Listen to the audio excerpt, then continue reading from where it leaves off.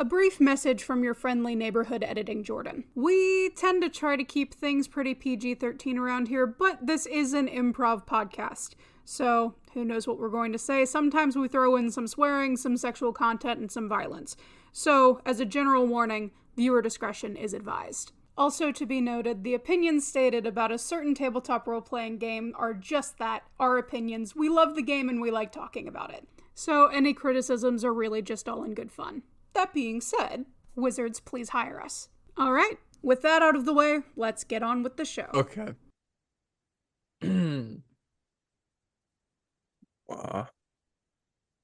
Wow. Sorry, our P. Diddy conversation made me completely forget what it is we're talking about. We're talking about scary movies, but I guess that's technically relevant because it's something that's scary. True. Oh, it's so early in the morning. Ugh. My dude, it is 12:40. Wake up in the morning feeling like P. Diddy. Maybe don't. True. I forgot about that. Oil. Apparently she's gonna... What was Kesha on about with that, huh? Apparently Kesha said she's gonna change the lyrics to that song now. Valid. What rhymes with P. Diddy? No, she's keeping P. Diddy. She's just changing it to F.P. Diddy. What? Yeah. How does that fit in the rhyme scheme of that? How does that doesn't work. It also doesn't make narrative sense. Wake up in the morning feeling like does not translate to F. Name. I think she might also be changing wake up in the morning part. I'm not sure. What? Why? But that's the whole point of that song. I don't know all the details. That's the whole point of the song. It's a party song. Kesha's thought process. I'm not Kesha's producer. I don't care. know. I need answers. Also, is she still even doing stuff? I thought she was irrelevant after 2008. No, she actually just released a new song. It's popular on TikTok. No way. Yeah. Well, I mean, she did make the song. She made the song TikTok, so I guess it makes sense. True. Oh. She owns TikTok, actually. I don't think that's true. I will be eagerly awaiting for the comeback of LMFAO then, if Kesha's popular. I genuinely will be waiting for the comeback of LMFAO. They made and then, 2 bangers and then dipped. If we can then get Macklemore back on the scene, I'd be dope with that. I'd be down. He's already talking like it's 2016 again. I was gonna say, no, this is like 2013. True. Yeah, this is old. That hurts. That hurts and then, to think about. Let's get the next song by Psy. Get that out there. Gangnam Style 2. I'm ready. I mean, if Kesha can be relevant again, this all is possible. Oh my goodness. Not only is it possible, honestly, it is foretold now. This has nothing to do with horror movies. You say that. Well, it's pretty scary. You say that, and recently it's 2013 on the radio, again. I've been hearing people play Gangnam Style. So I don't care. It's real. It's happening. Can we bring back the Harlem Shake? No. I think we should do the Harlem Shake. There's a line and you've crossed it. You're welcome.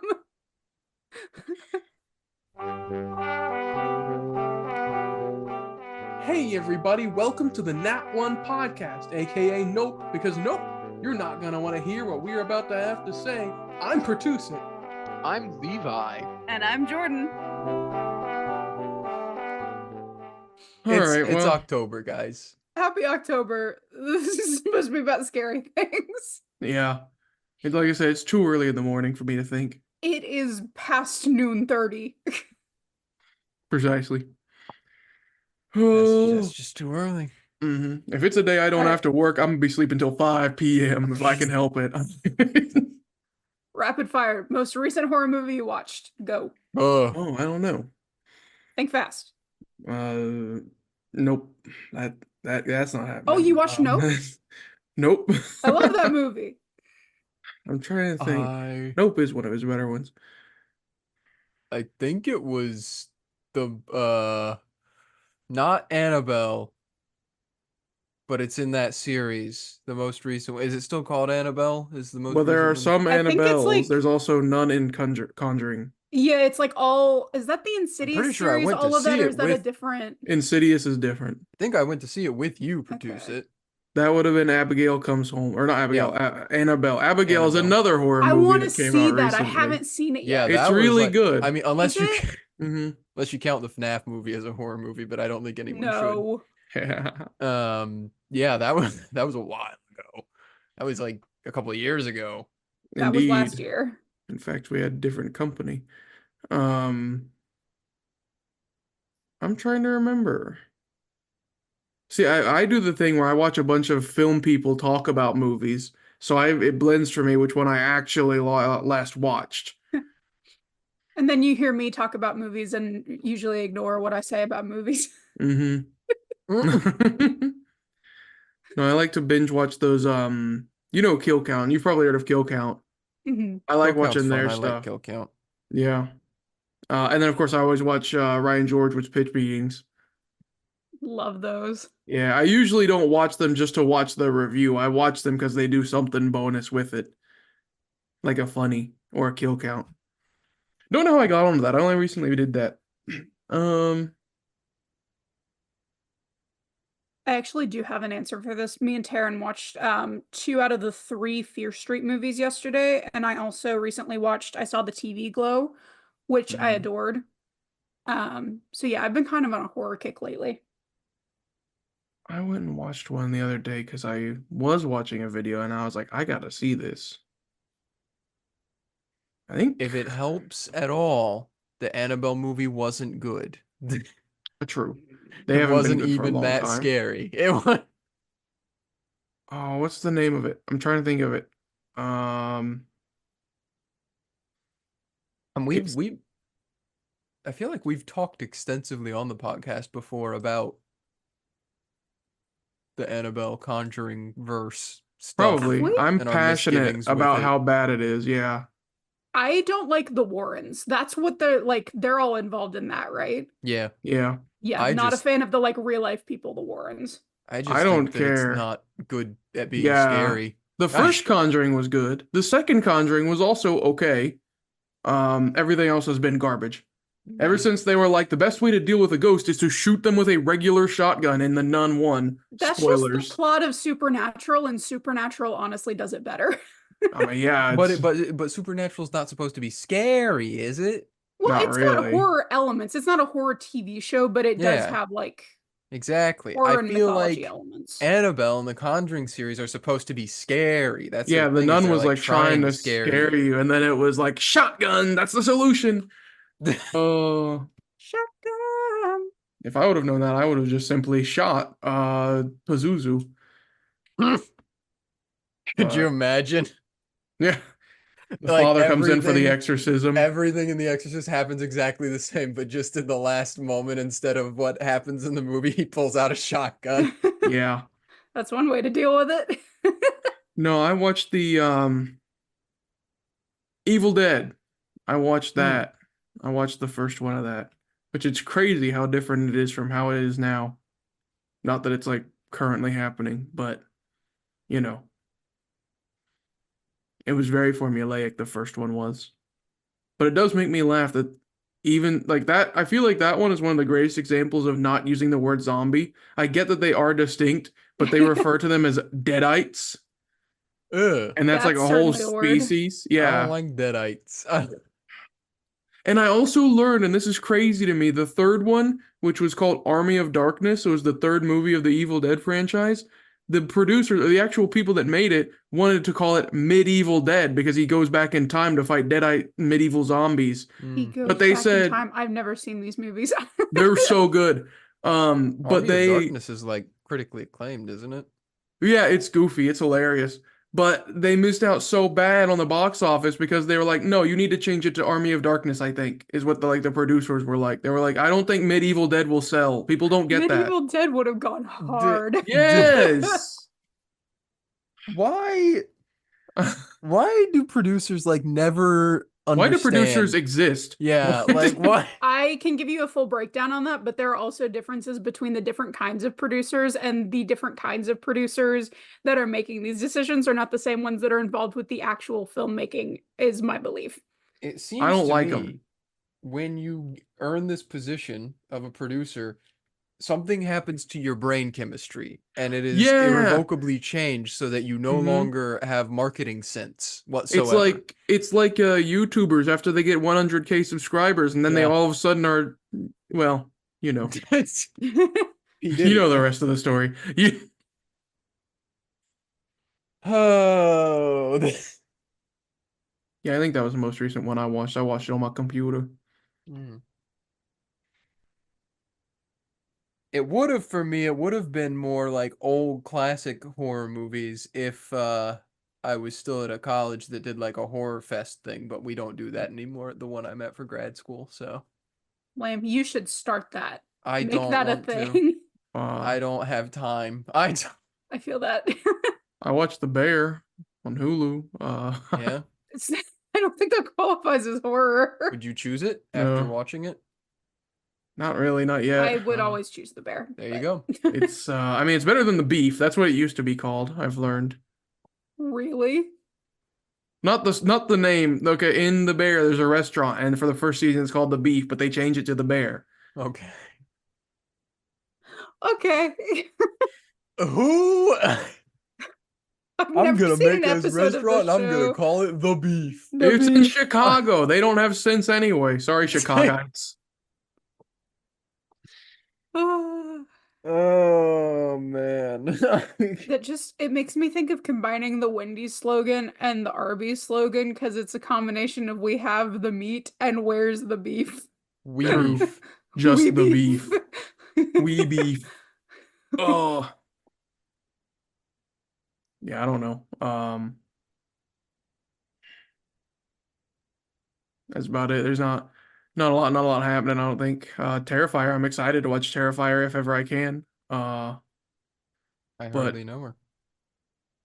I think I'm hoping that we're witnessing the rise of a new modern classic right now with Terrifier. Is Terrifier So- the one I'm thinking of? Wait, let me look. It's the one with the creepy clown, but not that creepy clown. It's the other one. It's Art the Clown. That's not the one I'm thinking of. But it does look spooky. Yeah, it's a new slasher, but like people actually like the movies. They aren't like getting engrossed in like his tragic backstory that made him into a killer clown. Instead, it's just him going around killing people brutally. I love slashers. That I don't know why we can't I'm a big fan of also like just cerebral horror to the point where it's not really scary. It's just unsettling. That's kind of what I saw the TV Glow ended up being. But I just love a good old-fashioned slasher. It doesn't need to be complicated. And it doesn't even need to be that gory. You can do slashers really well with good writing and a low budget. I think Yeah. it does need to be complicated. The people clearly want good storytelling and character building for their slashers. That's what they're known for. That's You what can they have that and originally also started not be as. boring. Yeah, that's why we got things such as Jason X in space. Yeah.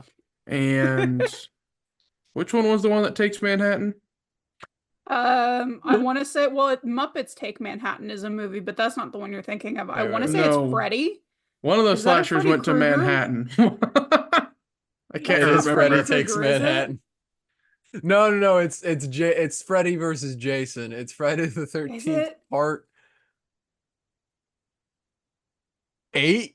Friday the 13th part 8. Jason Takes Manhattan. Okay, so both of them were Jason. I thought. Yes. I prefer the Muppets Take Manhattan, but that's just me. Oh, but the thing is those got tons of money, and Jason 8 or Friday the 13th 8 was not the last one that came out. That was not a flop. I didn't People even love that realize there stuff. were 8 Friday the 13th. Well, remember how I just said Jason X? It's called X Yeah. because it's the 10th.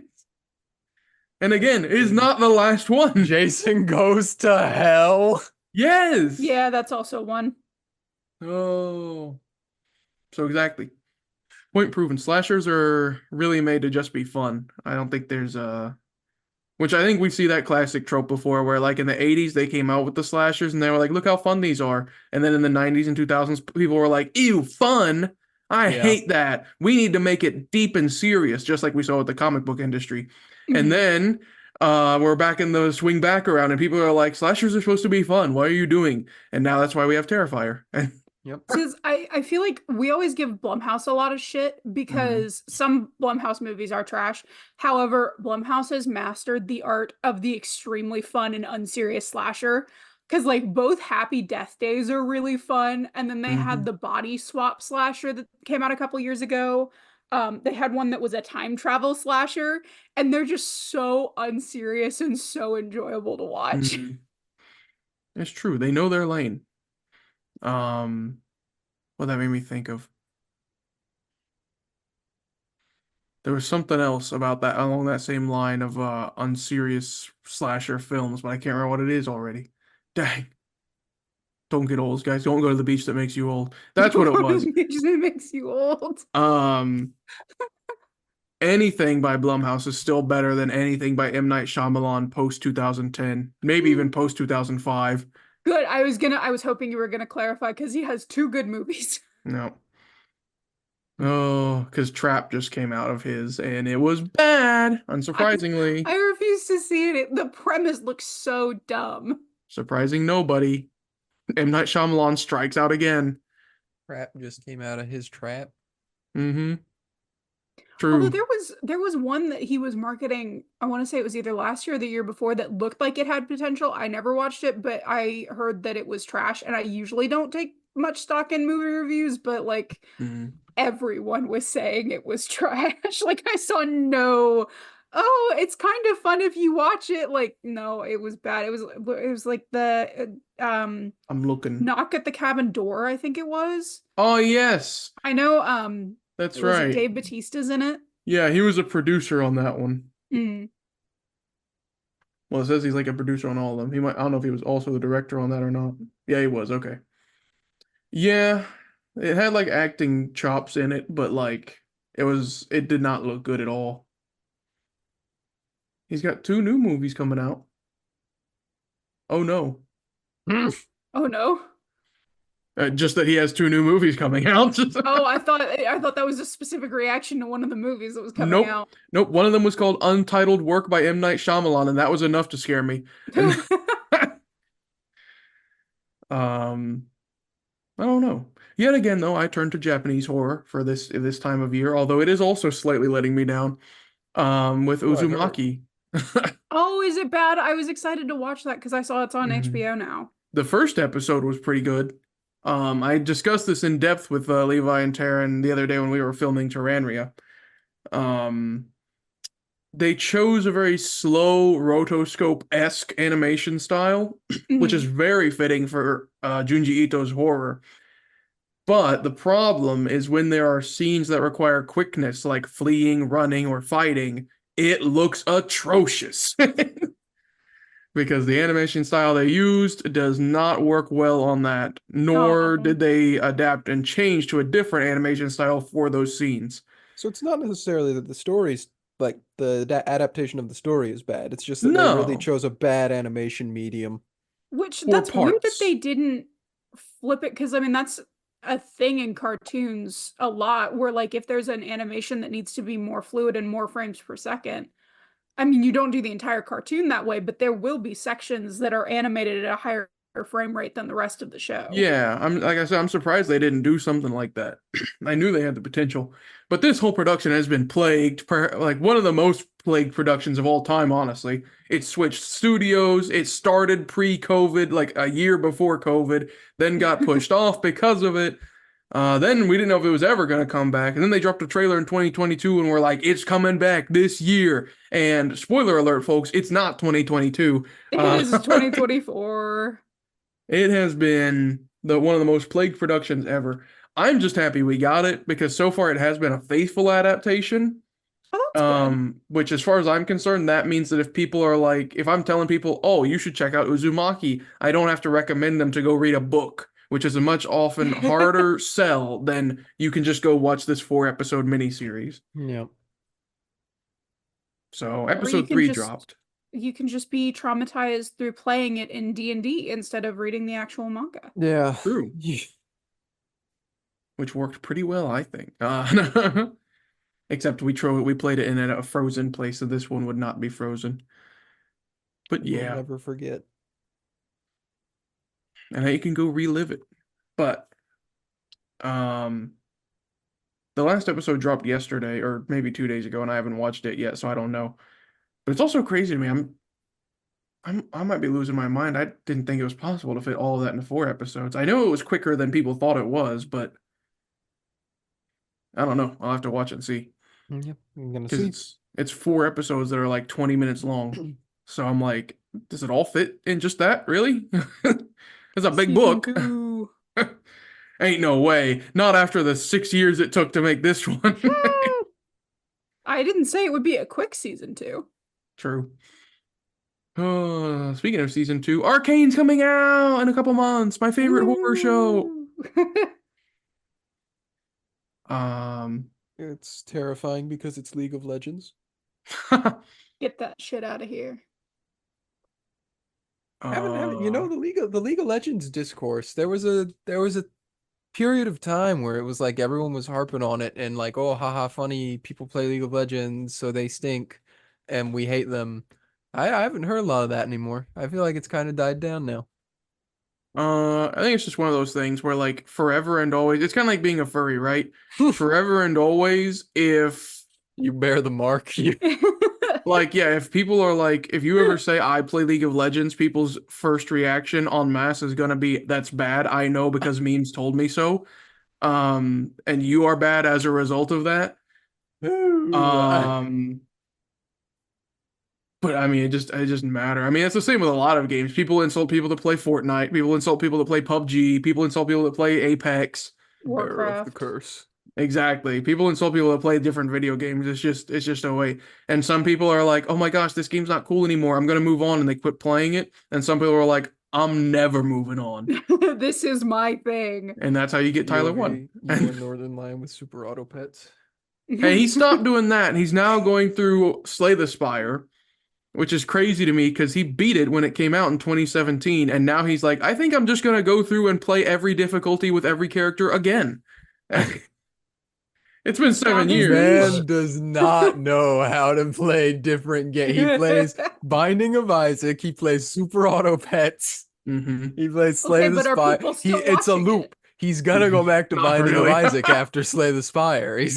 I don't know if he ever hit 1 million subs, but for the longest time he was at 800,000, which I mean, of course, is better than us, but like a channel that's been around as long as him should not have to be grinding for that. Okay, no, he crossed the 1 million mark. Okay. Oh, good old Northern Lion. Let me see. I gotta check. Oshi. Okay, so for any indication here, he's playing a brand new game that just came out called UFO 50, which is by the same person that made Spelunky. And he uploaded that video 3 minutes ago, and it has 120,000 views. He uploaded a video an hour ago of Slay the Spire. It has 5,000 views. So that gives you any indication of the grave he's building himself. The people do not care about Slay the Spire, and he's having fun. I don't know if I mentioned this, but and this may require. Well, okay, I'll bleep it myself. I'll censor it myself. When he first played some of Binding of Isaac way back when, he played like I think 20 episodes, and he was like, "Yeah, I could probably play another like 30 or 40 episodes of this, and then I'll probably have to quit playing it. To play it any longer would be career." If you get the idea, yeah. And then he went on to make at least 6,000 episodes of Binding of Isaac. Amazing. So the joke is that he keeps doing this. Well, because eventually he was playing Super Auto Pets and he said the same thing. He was like, "We're not gonna have another career that situation with this game." He's like, "I know when to call it quits now." And then he went on to make over 1,000 episodes. Yeah, he does not know when to call it quits. I gotta admire the commitment. I don't even think it's commitment. It's like that guy on TikTok's doing the Chica dance until he finds a girlfriend, and it's been like 4 years. Dang. I don't think the Chica dance is helping his prospects. I don't know. I'm starting to wonder if it is. He's getting international acclaim. He's true. But does he have a girlfriend? No. There's your answer. Oh, what if he does and he's just lying? That would be really funny. That would be a really good bit. Honestly, yeah. I would respect it. Oh, guys, actually on day 729, I met her. Nah, you know he already has to, when he meets her, he already is going to have to do the final one, which is going to be whoa. Be both of them doing it together. Oh, yeah. I was just too engrossed by the prospect of it actually happening. I turned into Oh. Porky Pig. Yeah. That's all, folks. I don't know. I don't know what else is going on that's horror-y. Uh, um, Megalopolis came out. that's That's pretty kind of horrific. scary. That's Yeah, that's Karen keeps telling me about Parkour Civilization. true. Would you That's go for the also chicken pretty or would you go for scary. the beef, Jordan? my He asked me that and I God. don't know what it means. Which one would you go for? I am don't I am know. intentionally not learning what this Mm. is now just because I You're don't gonna- want to be involved in the You're brain gonna be a rot. parkour noob forever, Jordan. I will. I refuse to engage. Taryn has bothered me about it, and also some of my friends online have also been posting about it, and I have no idea what's going on, and I will not engage. You know when Oh, Darren's on it, it's like skibbity toilet level stuff. I need to know. I'm clinging to my youth for as long as I possibly can. And then when you're gonna ask Taryn about it, he's gonna be like, "Well, there's actually pretty deep and interesting lore." That's Yeah. exactly what he said. That's crazy. He said it's really well developed. It's not. It's I'm gonna be honest with you. I'm gonna give you a little bit, as much as you don't want to know it. It's 2 Minecraft videos that are like an hour and a half long each, and they're heavily scripted with one guy in a map, and they follow exactly a YA novel, like, what would you call that? Roadmap?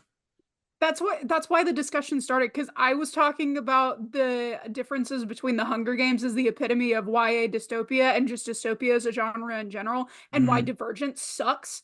And then Taryn started talking about Parkour Civilization. It's true, because it's following the exact steps. There's a chosen one who rises up against the circumstances and everything. Even the sequel follows it exactly. It's crazy. Divergent does Oh. suck, I do agree. Never Divergent watched, is never garbage. read. I read the Good. first book and I watched 2 of the movies. It's just because it came too late in the hype train of the like YA dystopia, and instead of taking Hunger Games is the gold standard Yes. because Suzanne Collins actually knew what she was talking about, knew what she was writing about, and the symbolism and all of the story beats are on point. Mm-hmm. That started a wave of young adult dystopian fiction in pop culture, which they lost the point of it being social commentary and the point of it being a dystopian story and just made it about hot people in the apocalypse Yeah. that ran around and jumped on That's things what I and then wanna occasionally see. toppled the government. Man, forget YA dystopia. I'm here for YA utopia. Give me some more of that. Oh, wait, that's just Honestly? Descendants, isn't it? Oh, Yeah. dang. I was about to say, I don't know how much that's been done, but then you immediately hit me over the head with an example. So I need to watch Descendants, actually. It's got like 4 great. movies. It's Yeah. to my understanding, it's this generation's High School Musical.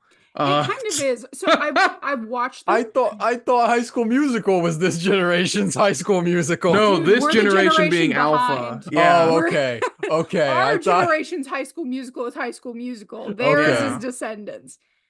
No, the first 3 movies are actually the first movie is actually quite good. All of them are directed and written by Kenny Ortega, who is like musical theater royalty. is And then is Descendants what I'm thinking of? Is it the like it's about like the kids of the Disney Yeah. villains? Mhm. Okay. Okay. It's cute and it's a fun little Disney Channel movie. The most recent one that they put out was really bad. Oh. Well, because Kenny Ortega is not involved with the project Oh, anymore, well, and that'll do also it. all of the original cast have moved on because Cameron Boyce died, and they decided they didn't want to move forward with the project without him, which I respect. And so they brought in a new crop of characters, and they tried to like revamp it and do something new with it, and it doesn't hit the same. Dang. That does remind me, though, I'm excited for Descendants because I feel like we're kind of seeing a comeback with some stuff. Because I'm almost positive I heard that Monster High or whatever it is, Mhm. I think it got like a sequel or something or a new version. No way. I I think know so. that they just did a live action version. Yeah, I think that might be what I'm thinking of. I'm so back for that. The party Listen. never dies. Listen, man. Listen. You know what I'm saying? I mean, I'm not even debating you. The Monster High lore was peak when we were You know what I'm kids. saying? That's I love Monster High when I was a kid. Oh. There was something else too. But I feel like Descendants is in that same vein, IMO. I don't know for Mhm. sure because I haven't watched Descendants, but like I feel like they in that same niche. It's cool. The songs are catchy. The dancing is really, really good. Mm. Some of the costumes are cool. The set design gets a little bit cheesy once they started like running out of money. But Yeah. like the first one is the absolute best, and then it kind of Oh, declines. that reminds me what I was gonna think of. That also very strongly reminds me of what's that one movie that came out on Netflix like a year ago that Ashlyn really liked? Was it like the School for Good and Evil. That was also Yeah. pretty good. That one's based on a book series. Yes, I see it a lot, and I'm like, I hope they keep going because I know there's more source material. I don't know if they have, though. I don't think they have.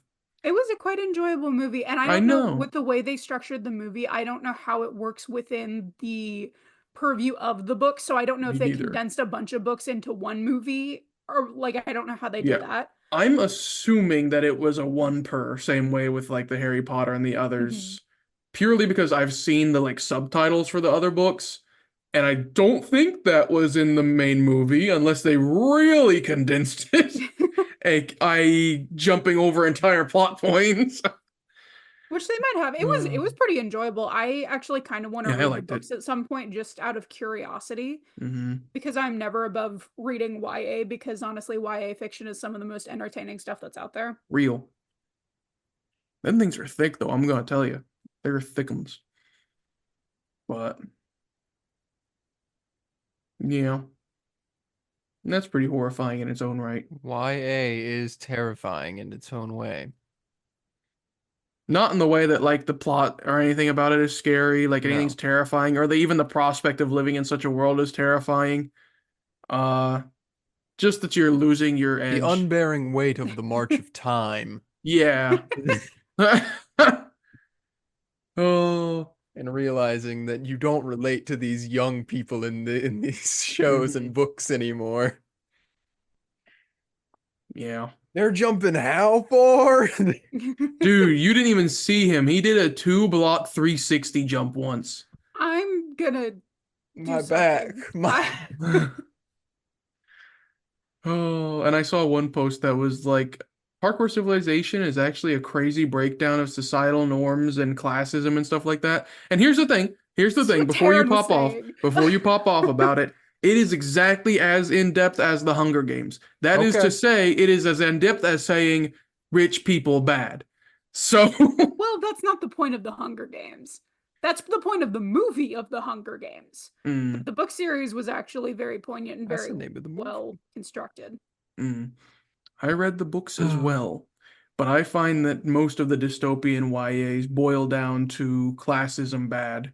Oh, most definitely. Which is true, but it's just people act like it's really important. After the first one did it, which was the Hunger Games, then everyone did it, and then it kind of felt like beating a dead horse. Yeah. Oh my god, the Uglies movie just came out on Netflix, and I watched it for the bit, and it's so bad.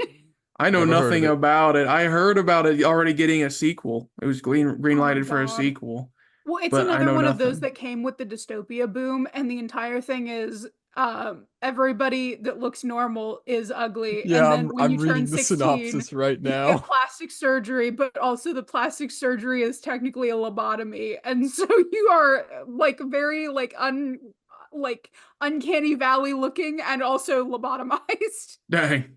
It's just really funny to me that this is Uglies.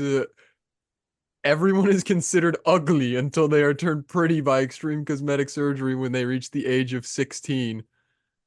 The main character's name is Tally Youngblood. Yeah. That sounds so much like the Harry Potter fanfic. What's the name of her again? What was her name? Darkness Dementia Ravenway. Yeah. Ebony Darkness Dementia Ravenway. Yeah. Oh my gosh. No, I'm trying to. Well, and they don't call her by her name while she's still ugly. All of the uglies have nicknames for the features that like. Oh, ugly they names. Don't like it. Yeah, they have ugly names. I don't remember what hers is. I think hers is Squint because she's got squinty little eyes, so they call her Squint. And her best friend. I don't think they can say Nose. that. That's such a dumb premise for a really dystopia. Stupid. And I guarantee that they probably cast these like the prettiest people ever as well. Oh yeah, Looking at it right now, the actors don't seem to be unattractive ugly? by They any don't means. seem- Yeah, no. No, they're all people that have been like on red carpets before. Yeah. Excellent. Oh, But that's not the point, Pertuset. It's not that they're actually ugly. it's a metaphor, It's a dummy. I saw metaphor. people trying to make that point, and there is an argument to be made for the fact that, like, the point of they're not actually ugly, they just look like normal people, but also you did not cast people that look like normal people. True.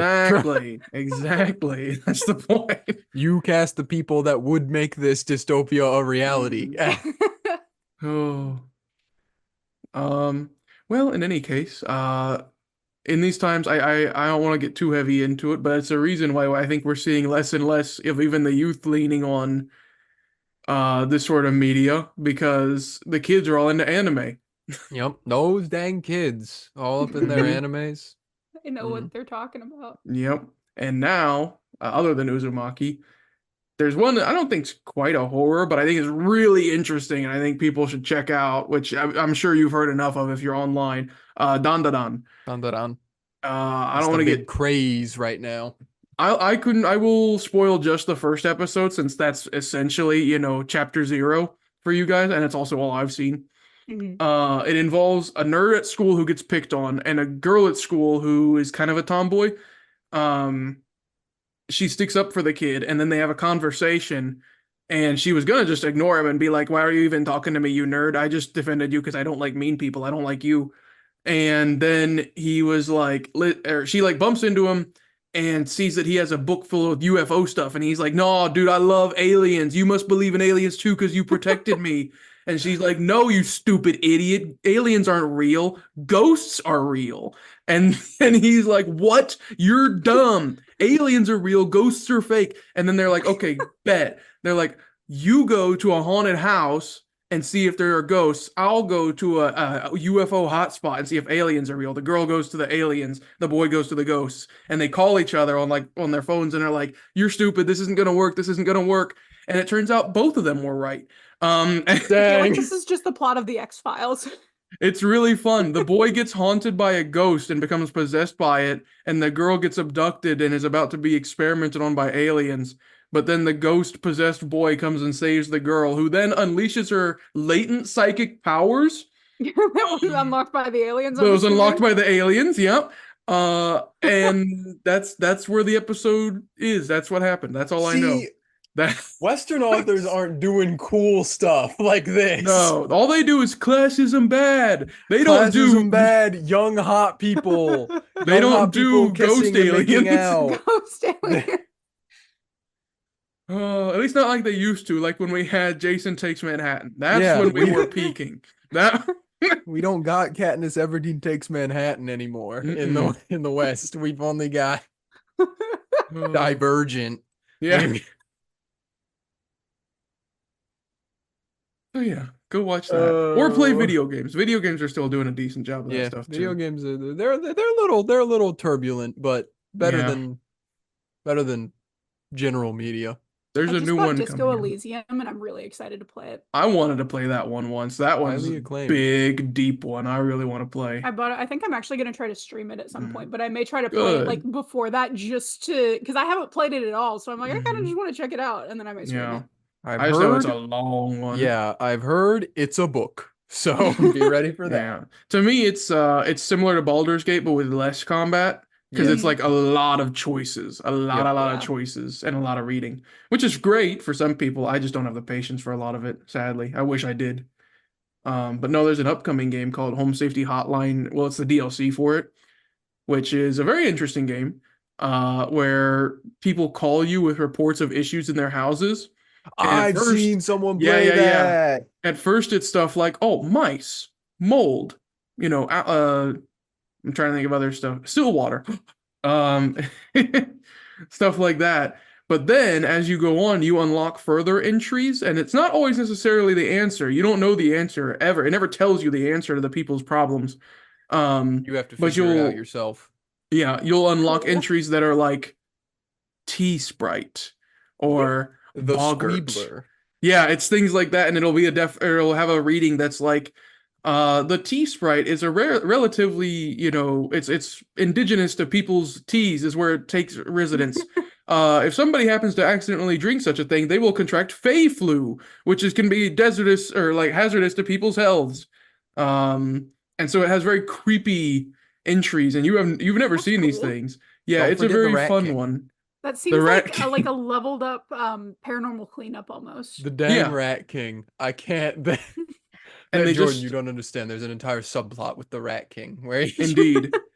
the hotline people have an extermination task force, and the Rat King keeps evading them, and so every once in a while they keep calling the office, and they're like, "Yeah, he got away again."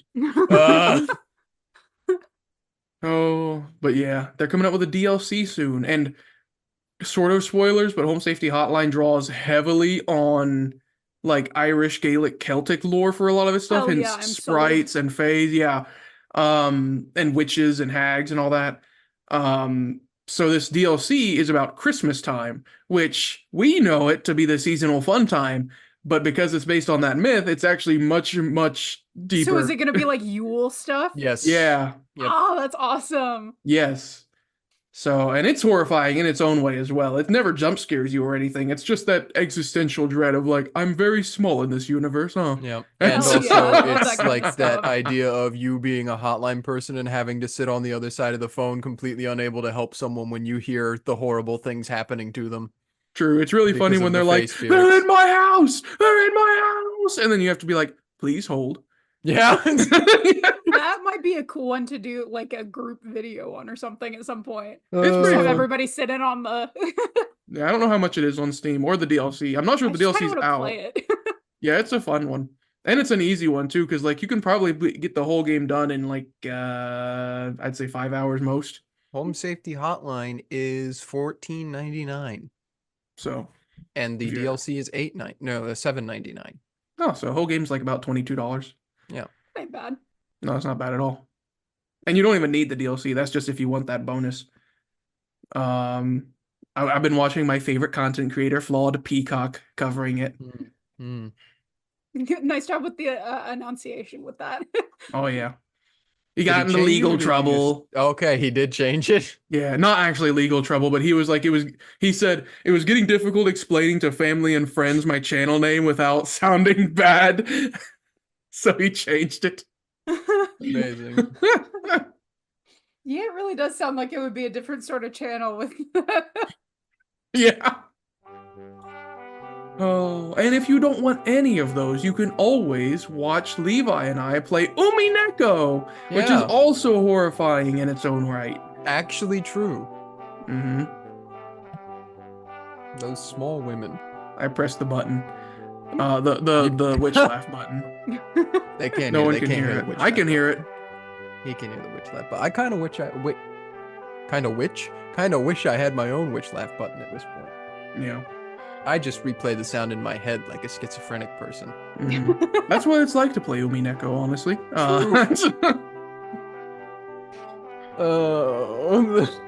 I feel like that's about it. Yeah. We might have more information for you as the spooky season rolls along. Who knows? Please hold. Please hold, and we'll come Uh. back to you at another date. Your call is very important to us. Ah! Hey, we hope you enjoyed the episode you just listened to. If you really like our content, make sure to like, subscribe, and ring the bell for notifications on YouTube, and look for us on Spotify. If you'd like to see us continuing to do more fun projects in the future, consider supporting us on Patreon. You can find our page linked in the description above all of our other social media links. And finally, if you'd like to keep up with the zany shenanigans of our lives and check out some more skit-based content and things like that, check us out on Twitter and TikTok, links in the description. And hey, thanks!